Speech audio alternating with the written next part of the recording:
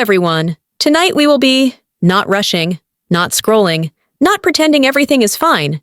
Tonight, we're standing at the edge of something that no longer makes sense. There's a coat hanging by the door. His shoes are still by the mat. The toothbrush he used this morning is still wet. The dinner I made that night, still in the fridge, untouched, cold. The kind of silence that followed wasn't just quiet. It was wrong. Like a note held too long in a song. Like a room that had forgotten how to breathe. He was gone. Just gone. No message, no car, no goodbye. And what came next wasn't grief. Not yet. It was confusion, embarrassment, a slow burning panic I didn't know how to explain. Because how do you tell people your husband vanished and you don't know why? But that's why I'm here. And maybe that's why you're here too. So before you get comfortable, take a moment to like the video and subscribe. But only if you really like what I do here. And tell me in the comments, where are you watching from? And what time is it right now? I read everyone. Really, now. Turn off the lights. Maybe turn on the fan. Let the soft hum fill the room. And let's begin tonight. The first thing I did was wait. I waited for a text, for the sound of the garage door opening, for his usual knock on the kitchen counter, 3 short taps he always made when he came in. But the knocks didn't come, the phone didn't buzz, and the clock on the wall kept ticking like it wasn't noticing anything had gone wrong. At first, I told myself not to overreact. Maybe he was stuck in traffic. Maybe his phone had died. Maybe he was at that little bookstore he loved, the one that didn't get cell service. Maybe he just needed air. Maybe. But by midnight, maybe wasn't working anymore. I tried calling, twice, then 3 times, straight to voicemail. I left a message, then another, then a third one, just asking him to let me know he was okay. I sat on the couch with the porch light still on. The one he always joked was the lighthouse I used to guide him home. And I waited. I checked the bank account, no recent charges. I checked his calendar, no out-of-town meetings. His phone location was off. I walked to the closet, half hoping I'd find it empty, just to make sense of things. But no. Everything was there. Shirts still hung in neat rows, his running shoes still tucked into the corner, his wallet still on the dresser. It didn't make sense, because when people run, they pack. When people leave, they take something, a bag, a clue, a trail. But there was nothing missing, except him. And that's when it hit me. This wasn't just a late night. This wasn't a forgotten dinner or a dead battery. This was something else. The next morning, I went to the police. I hadn't slept. Not even a little. I kept listening, for footsteps, for his voice, for the sound of his key turning in the door. But the silence stayed. I remember sitting in that worn chair at the station, hands cold, mouth dry, trying to explain something that didn't sound believable, even to me. My husband didn't come home last night. He didn't call. He's never done this before. The officer, he was kind, I think, but tired, detached, like he'd heard this before, and it usually ended with someone coming home hungover or embarrassed. "Ma'am, adults are allowed to disappear," he said gently. "They have the right to leave. It's not a crime." I nodded. Because what else could I do? I wasn't hysterical. I didn't want to seem dramatic. I just wanted to know if they could help. If they would help. They asked for a photo. I pulled out the picture from my wallet. The one we'd taken on our anniversary in front of the old lighthouse. He was smiling. He always smiled in photos, even when he didn't feel like it. They opened a file, wrote his name down, James Ronald Bishop, age 41, brown eyes, 5 feet 10 inches. Last seen, Tuesday morning, leaving for work. They asked me if we'd fought. We hadn't. Not even a disagreement. They asked if he had a history of leaving. Never. They asked if he'd been depressed. Not that I'd noticed. Though now, my mind started circling things I'd brushed off. The long walks at night, the quiet glances at his phone, the way he paused before answering simple questions, like he was choosing words more carefully than needed. Still, none of it screamed missing person. I left the station with a thin pamphlet titled, "What to Do When a Loved One is Missing," and a hollow feeling in my chest. Like something had cracked inside me, but I didn't know where or how deep it went. I walked to my car. I sat in the driver's seat, and I cried. For the first time since it happened, not because I believed he was dead, but because something in me knew. He wasn't just gone. He had chosen to vanish, and that realization was worse than anything else. The days that followed blurred. People came. People called. They brought casseroles and concerned looks. They said things like, "He'll turn up. Maybe he just needed space. You two always seem so happy." And I smiled. I nodded. I thanked them. Because what else could I do? But behind that polite mask, I was unraveling. I started retracing everything. Every conversation we'd had the week before. Every glance. Every silence. What had I missed? I opened his closet again, this time looking harder. I checked every pocket. I checked under the bed, behind the drawers, in the trunk of the car. I dug through every notebook in his desk, every sticky note, every receipt in the junk drawer. I even checked the laundry basket, desperate for some imprint of a reason. And then, the doubt crept in. Not just fear, but shame. What kind of wife doesn't know where her husband is? What kind of marriage lets someone disappear like smoke? That's when I remembered the phone calls. Not many, but a few times over the last few months, he'd answer a number I didn't recognize, and he'd leave the room. Once, I asked who it was. He just smiled and said, "Wrong number." Another time, he said it was a coworker, but wouldn't say who.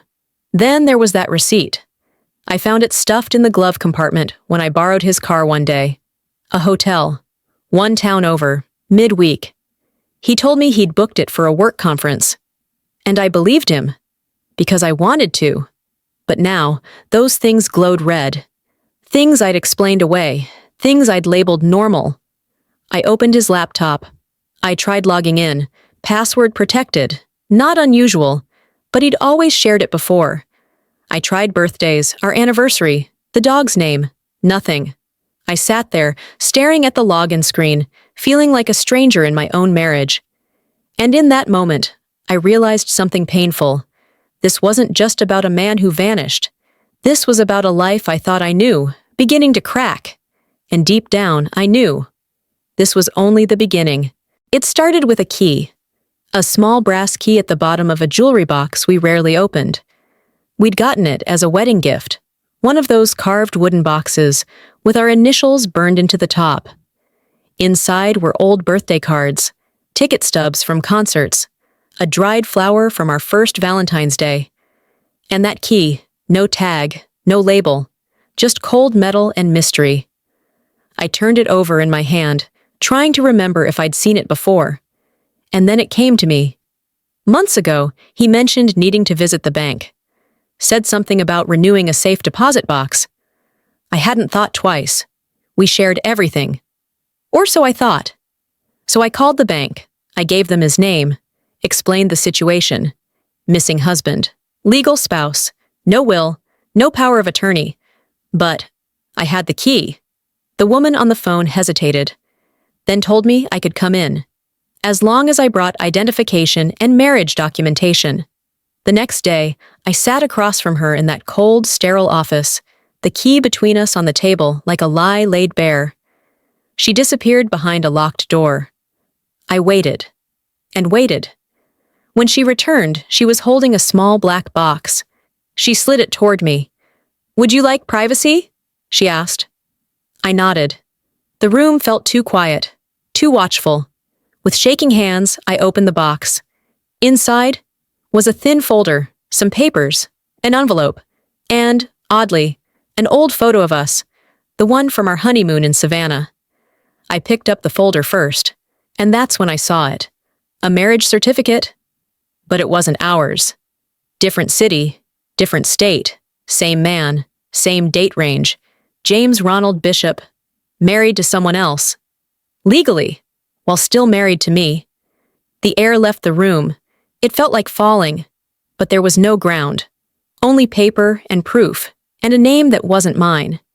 The name on the certificate belonged to a woman I'd never heard of. A woman who had no idea I existed. Her name was Danielle Lynn Carter, 34 years old, lives in New Haven, married to James Ronald Bishop, 5 years ago. I stared at the document in my lap, the black ink swimming in front of my eyes.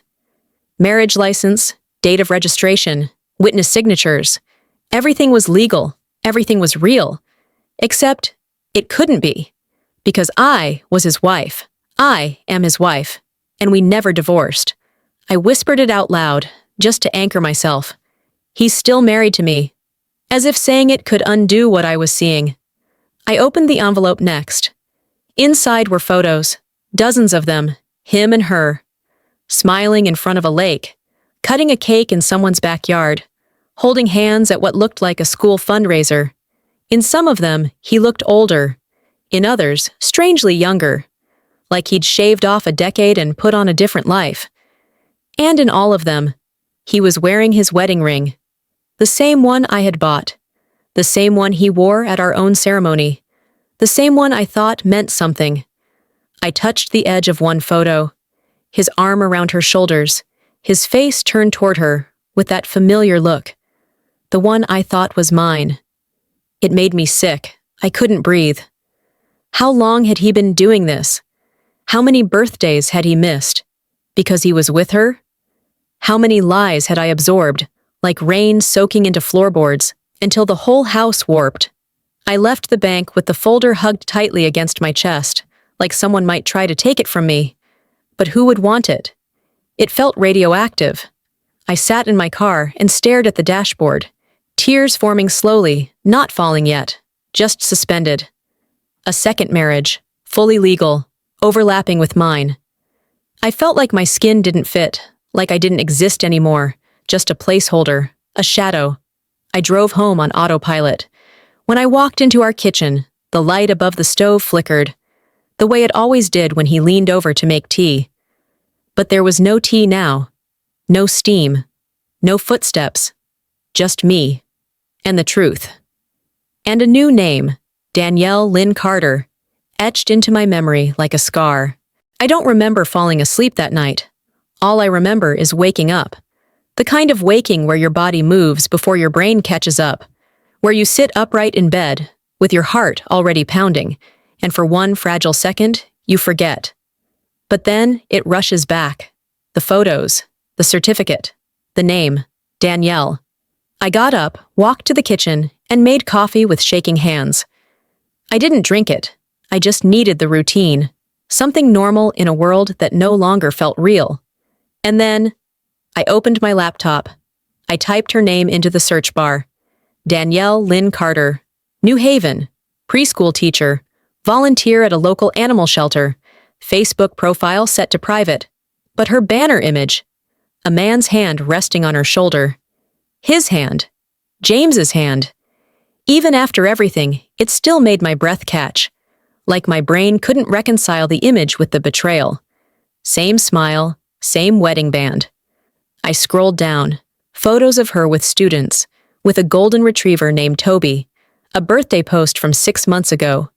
To my incredible husband, James, who makes every day better. I love you. I stared at the screen. That's my James, my husband. I clicked on the image, his arms around her waist, that same smirk he used when I made his favorite soup. And suddenly, I hated that I could still feel warmth at the memory, that my body still remembered love while my mind processed betrayal. I needed answers, not just from Google, not from photos, from her. I messaged her, a simple line. Hi Danielle, I think we need to talk. It's about James. No details, no accusations. I wasn't ready for a confrontation, but I couldn't sit in this half-life any longer. The message sat unread for hours. I walked around the house like a ghost, touching framed pictures, books he loved, the sweatshirt he left on the back of the couch. Everything, still his. Until 9:14 p.m. The notification buzzed. Danielle has seen your message. Then another. Who are you? I stared at her words, and everything inside me splintered. Because if she didn't know who I was, then she really had no idea, which meant she wasn't a mistress. She was another wife. Just like me. We met 2 days later. Neutral ground. A little cafe halfway between her city and mine. I got there early, ordered tea I didn't want, sat by the window. I kept imagining how she might look. If I'd recognize her from the photos, if she'd be cold, angry, afraid. But when she walked in, she looked just like me. Not in the literal sense, but in the way she held herself. Tight shoulders, nervous hands, eyes scanning the room like she was bracing for impact. She spotted me, paused, and then came over. We didn't hug. We didn't even smile. We just sat. For a long moment, neither of us spoke. Just the hum of espresso machines and quiet jazz in the background. And then she said it. Is this about James? I nodded, slow, heavy. I'm his wife, I said. Her lips parted. Not in surprise, but in something deeper, realization. I thought I was, she whispered. She pulled something from her bag. A wedding photo. Their wedding. He wore the same tuxedo he wore with me. The same boutonniere. Same side of the aisle. It was the same man. Just in a different life. She looked at me, and the color drained from her face. How long? She asked. 12 years, I said. Her hand flew to her mouth. 12? She was doing the math, out loud. Wait, but we've been married 5. That means he was married to both of us. I finished for her. She sat back, like the truth had shoved her. Silence stretched between us. Thick, awkward, shared. Then she told me her side. The vacations, the business trips, the sudden work calls at dinner, the weekends he'd disappear because of corporate retreats. Every excuse he gave me. He gave her too, like a script, word for word. He'd built 2 lives, 2 routines, 2 women who loved him. We weren't rivals. We were victims of the same performance. I don't even know who I'm married to, she whispered. Neither did I. We didn't cry, not yet. But something passed between us in that cafe. A fragile alliance, a quiet bond. Not of friendship, but of survival. We weren't just betrayed, we were rewritten. By a man who wore love like a costume and changed characters without warning. We sat for nearly 3 hours. Not just swapping timelines, but assembling them. Like 2 people comparing maps of the same country, drawn with different names. Danielle had dates. I had locations. She remembered weekends when he'd go visit his brother. I remembered those as our weekend getaways. The overlap was terrifying, intentional, precise. He hadn't stumbled into this. He had orchestrated it. We found patterns, routines, 2 anniversaries celebrated in the same month, 2 sets of excuses rehearsed to perfection. And all this time, neither of us had ever suspected the other existed. Danielle stared out the cafe window, her thumb absently rubbing the edge of her cup.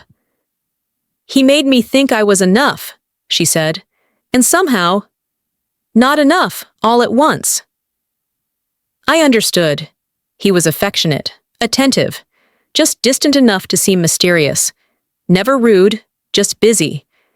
He kept conversations shallow when it mattered, and deep when it didn't.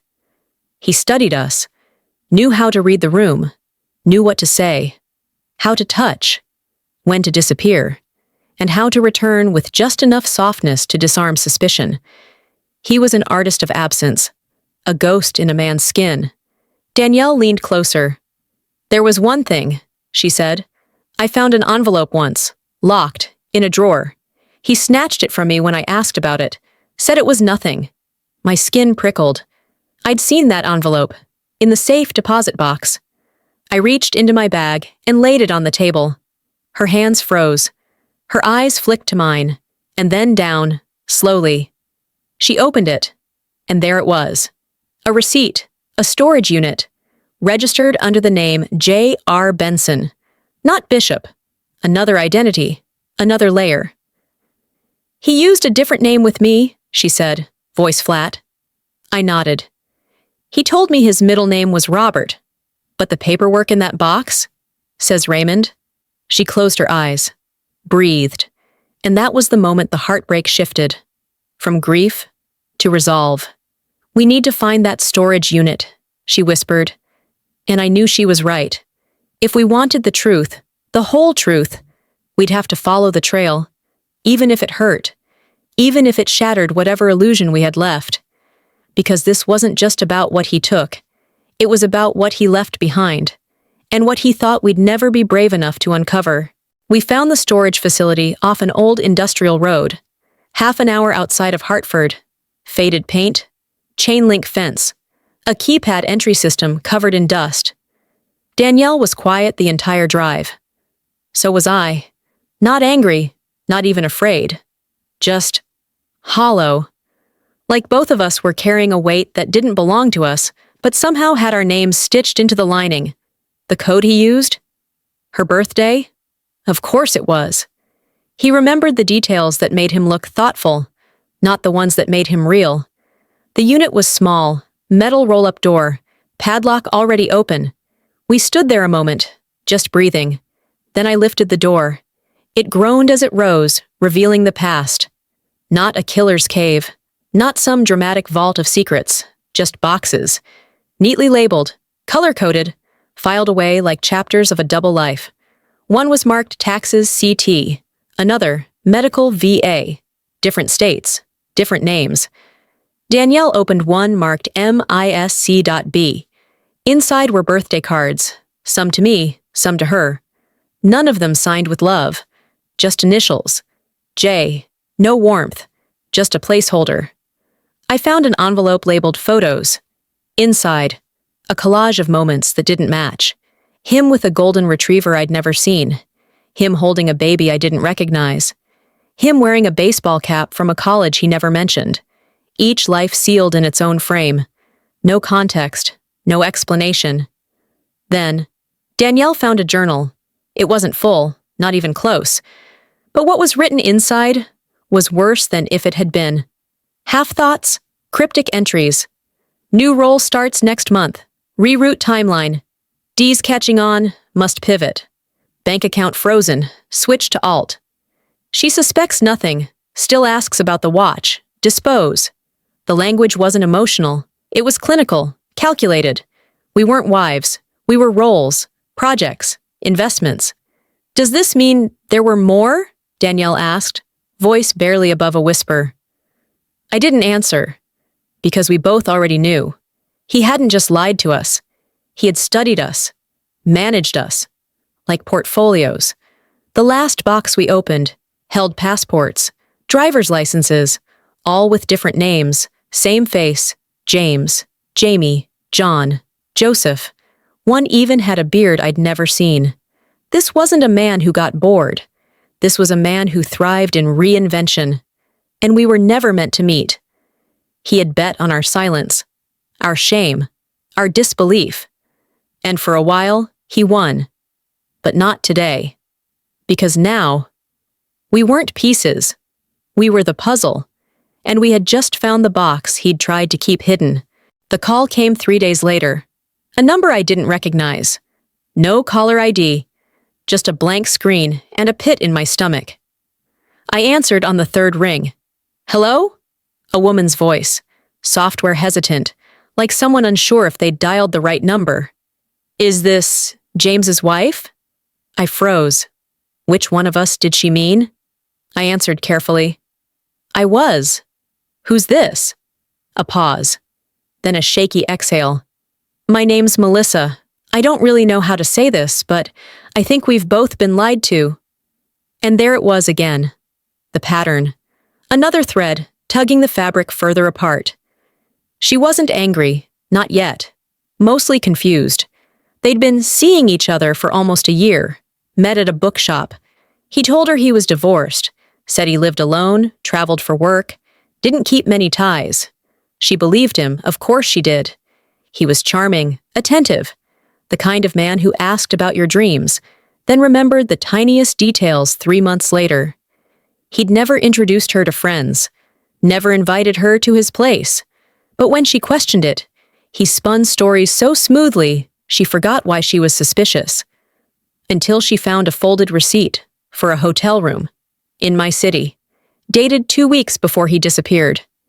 And then, his number stopped working. Just like that. No goodbye, no closure, just absence, the kind that gnaws at you. I told her the truth, about Danielle, about the storage unit, about the certificates, the journal, the aliases.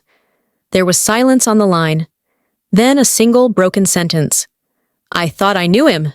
I almost laughed. But not because it was funny, because it was familiar, because it was true. We'd all thought the same thing, that we were special, different, chosen. But we weren't chosen. We were selected. Selected for our kindness, our openness, our trust. And then, discarded. I'm sorry, I said. She thanked me. And before she hung up, she asked one last thing. Do you think he's gone for good? I didn't have an answer, because honestly, I wasn't sure I wanted one. But what I did know, if he ever showed up again, he wouldn't find the woman he left behind. Not in me, not in Danielle, not in anyone he thought he could outsmart. Because he didn't just vanish from our lives. He underestimated them. And that was his final mistake. The passport was the final proof. Not just of where he'd been, but of who he had become. Danielle found it tucked behind the lining of an old suitcase, one of the few things she still had of his. It was issued under the name Jonathan Ellis. Different birthday, different address. Same face, same cold, familiar eyes, looking straight into the camera. Stamped. Used. Last entry, 3 months ago, Mexico City. I stared at the photo, at that smirk he wore like armor, like someone proud of what he'd built, and what he'd buried. He's not here anymore, Danielle said. Not bitter, just done. And I believed her. We searched flights, passenger records, even filed reports under all 3 names we had. But nothing stuck. He'd disappeared through the cracks he'd made for himself. Carefully, cleanly, and suddenly, I realized something I hadn't allowed myself to feel before. I didn't want to find him anymore, because the man I married, the man I thought I married, had never existed. He was a role, a costume, a voice pitched just right to sound like safety. And now he was a story I needed to close. Danielle and I talked about hiring a private investigator, but we both knew what that would lead to. More women, more lies, more ruins left behind in his wake. Would it help? I asked her one day. Knowing more? She thought for a moment, then shook her head. Number, because I already know enough. So did I. He was never going to come back, not out of guilt, not out of love, not even out of habit. Because men like him, they don't return, they reset. He's probably living somewhere now with a new name, new city, new set of carefully chosen truths. Maybe even a new wife.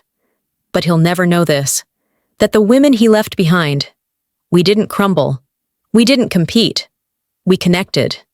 And from the wreckage, we built something he never expected, ourselves, wiser, sharper, unshakable. I keep that passport in a drawer now, not because I need it, but because it reminds me. I didn't lose a husband, I lost a mask. And in the silence that followed, I found me. People ask me now, why I never pressed charges, why I didn't chase him down, hire a lawyer, go on the news and scream his name. And for a while, I asked myself the same thing. He stole years, trust, pieces of my identity I didn't even know were loaned. He played us all, wrote different scripts with the same pen, burned bridges and walked away before the smoke even rose. So why didn't I fight? Because I realized I already had. The fight wasn't in finding him. It was in reclaiming myself. It was in getting up the next morning and making coffee in the same kitchen where I once cried. It was in taking down our wedding photos, not out of spite, but out of grace. It was in calling my mother and telling her the truth, in buying a new bed, in changing the locks, in learning to sleep again without holding my breath. It was in the moment I looked in the mirror and stopped wondering what I'd done wrong and started asking what I could do next. I gave Danielle the option. If she wanted to go public, I would support her. She didn't. She wanted peace. So did I. Some stories don't need to end with sirens or headlines. Sometimes the quietest endings are the most powerful ones. So I wrote a letter instead. Not to him. To me. The woman I used to be. I told her I was sorry. Sorry for not seeing it sooner. Sorry for all the second guesses and sleepless nights. Sorry for calling herself stupid when she was just trusting. And then I forgave her. Because love is not a weakness. Because belief in someone's goodness is not a flaw. Because betrayal doesn't make you foolish. It makes you human. He can have his new name, his new face, his new lies. I have something better. A truth that's mine. A future that doesn't include him. A story I survived. And if he ever reads this, if he ever finds this voice again, echoing through time, I hope he knows. I didn't expose him because I needed revenge. I let him vanish because he was never worth the light it would take to find him again. I returned to the house one afternoon, the one we'd shared for almost a decade, and it didn't feel like a cage anymore. It didn't feel like a lie, either. It just felt like mine again. The walls still held the same paint, the same worn carpet in the hallway, the same creak in the third step. But they didn't feel haunted now. They felt honest, because this time there were no secrets whispering through the floorboards, no second life hiding behind the curtains. Just me. I walked into the garage, stared at the old car he'd left behind. Dust on the windshield, a single dried leaf trapped under the wiper. And I knew what I wanted to do. I found a notebook, tore out a page, and I wrote him a letter. Not to bring him back, not to shame him, just to finish something. Because closure, I've learned, is something you give yourself. I placed it in the glove compartment, folded, unsealed, simple. The last line said, I hope you find what you're running from, but you won't find it here anymore. Then I sold the car, used the money to repaint the kitchen, to plant new flowers in the front yard, to take myself out to dinner at the place we always said we'd try, but never did. And you know what? It felt good. Not the dramatic kind of good you see in movies. No thunderclap of empowerment, no swelling music, just peace. A deep, slow, satisfying breath I hadn't known I'd been holding for years. Danielle and I still talk sometimes. Not often, but enough. We don't talk about him anymore. We talk about other things. Books we're reading. Places we've visited. Funny things our coworkers said. Two women, not wives, not victims. Just people, living again. The kind of living that doesn't wait for apologies. That doesn't need to know why. Because when someone walks out of your life, sometimes the only thing that matters is who you become once they're gone. And if he ever comes back, he won't recognize what he left behind. Because I'm not the woman he vanished from. I'm the one who stayed, who faced the silence, and learned to turn it into something beautiful. It's quiet now. Not the kind of quiet that screams. Not the kind that makes your chest tighten, waiting for a door to open or a lie to fall apart. This is the kind of quiet that heals, where you can hear the kettle boil, the wind touch the windows, your own breath, steady and sure. This story began with a disappearance. A man walked out the door and never returned. No note, no trace, just silence. And in that silence, a woman unraveled. She searched. She questioned. She doubted herself, not because she was weak, but because she was human. And what she found wasn't a man in trouble. She found the truth. He had never been who he said he was. 2 marriages, 3 names. A trail of deception that spanned years, cities, and hearts. But more importantly, she found something else. She found herself. And in that journey, she met another woman, just as hurt, just as blindsided. And together, they stitched their stories back together from scraps he thought he'd buried. This isn't the kind of ending where justice bangs a gavel. He was never caught.